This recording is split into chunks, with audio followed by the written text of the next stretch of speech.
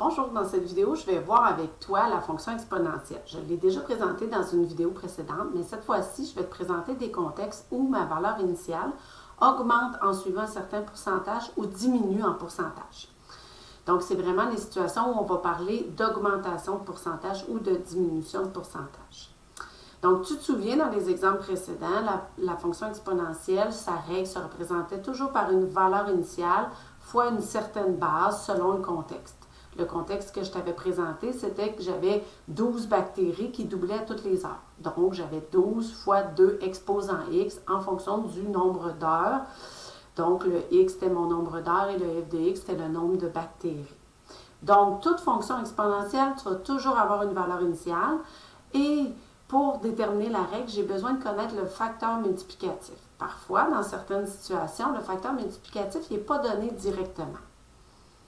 Voici une première situation. Donc ici, on vous dit que chaque année, la population de grenouilles d'un petit boisé est réduite de 5% par rapport à l'année précédente. Si le boisé compte actuellement 2000 grenouilles, combien restera-t-il de grenouilles dans 10 ans? Donc, on est en présence d'une situation où j'ai une valeur initiale et cette valeur initiale-là diminue de 5% à chaque année. Mais ce n'est pas toujours la même valeur, le 5%.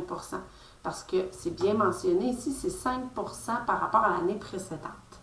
Donc, comment on aborde ce genre de situation-là? Donc, encore une fois, on a une valeur initiale. Dans ce cas-ci, ma valeur initiale est 2000. Donc, là, ce que j'aimerais dans ma situation, c'est de déterminer c'est quoi que ça représente 5% de 2000 pour pouvoir éliminer cette partie-là. Donc, je vais avoir mon 2000 moins la diminution. Donc, comment je fais? Donc là, ici, dans le fond, ce que je veux savoir en premier, logiquement, il faut que je détermine que représente 5% de 2000. Donc, on fait notre calcul. J'obtiens 5 fois 2000 divisé par 100. Bon, je peux y aller. Donc, ça me donne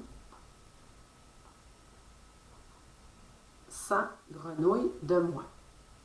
Donc, ce 100 grenouilles-là, c'est la diminution de grenouilles pendant la première année. Donc, je vais effectuer 2000 moins 100 grenouilles. Là, je vais être à 1900. L'année suivante, il n'y aura pas une diminution de 100. Il va y avoir une diminution de 5% de la nouvelle population, donc c'est-à-dire de 1900. Donc, il faut refaire le calcul à mi-terme. Donc, 5 fois 1900 divisé par 100. Et là, on fait notre calcul de cette façon-là. Et on est capable ici d'aller réduire justement qu'est-ce que je vais obtenir.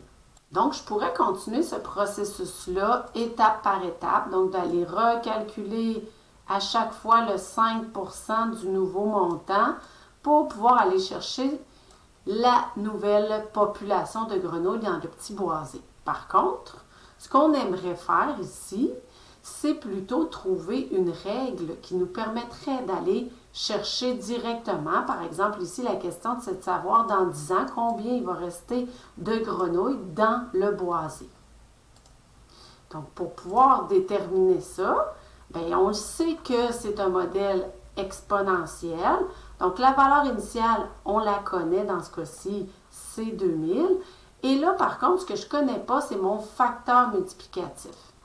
Donc, j'aimerais ça avoir ici 2000 fois quoi va me donner 1900.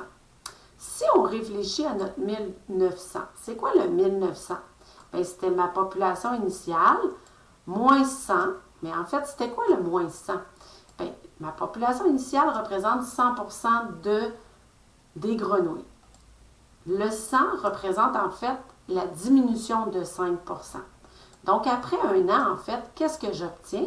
J'obtiens que il me reste seulement 95% de la population par rapport à l'année précédente.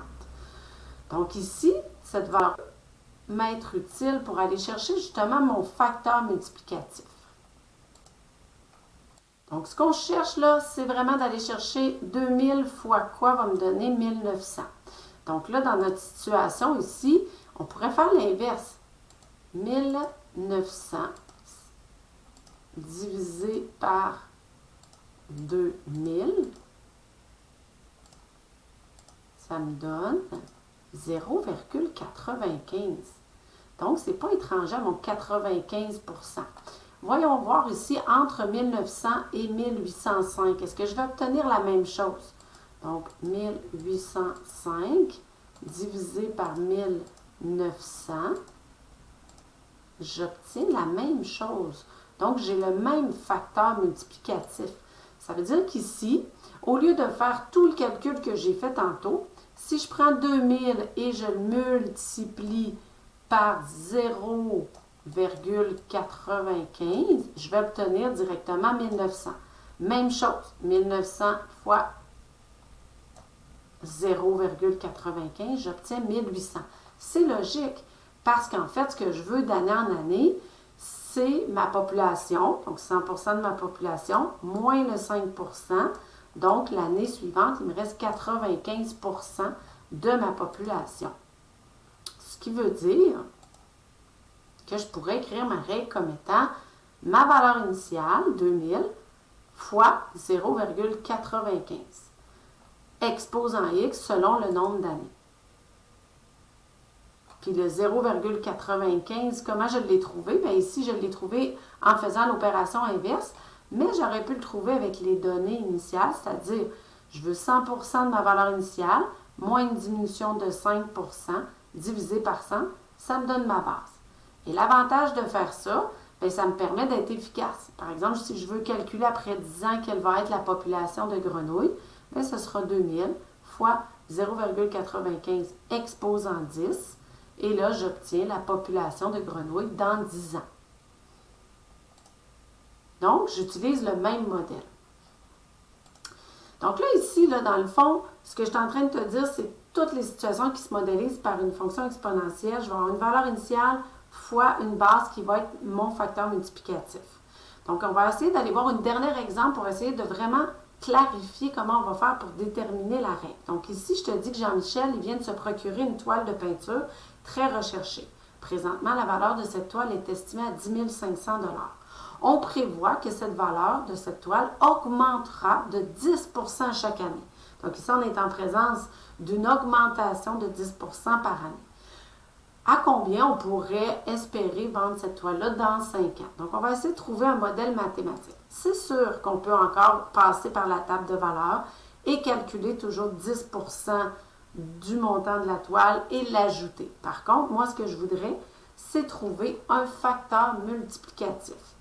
Donc, dans notre situation ici, si je le fais à mi-terme, ça peut être long et je devrais être capable de trouver la valeur. Mais moi, ce que je voudrais, dans ma situation ici, c'est de trouver, est-ce que je pourrais trouver un facteur qui me permette de passer de 10 500 à 11 550. Donc, encore une fois, si on fait l'opération inverse, c'est-à-dire si on prend le 11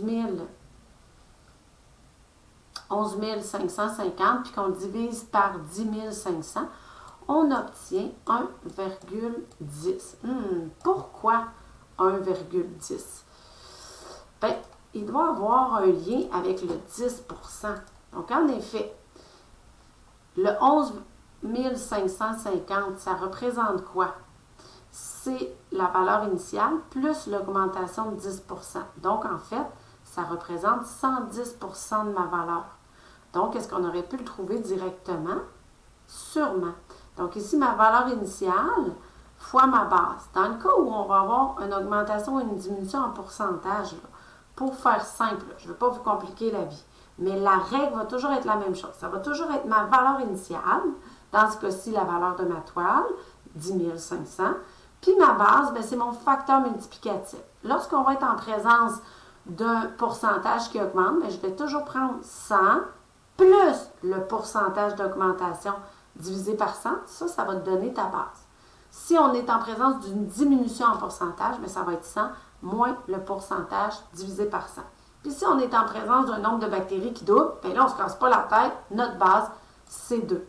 Donc, les 3 exemples que j'ai vus avec vous représentent bien les cas classiques. Donc, j'ai une valeur initiale.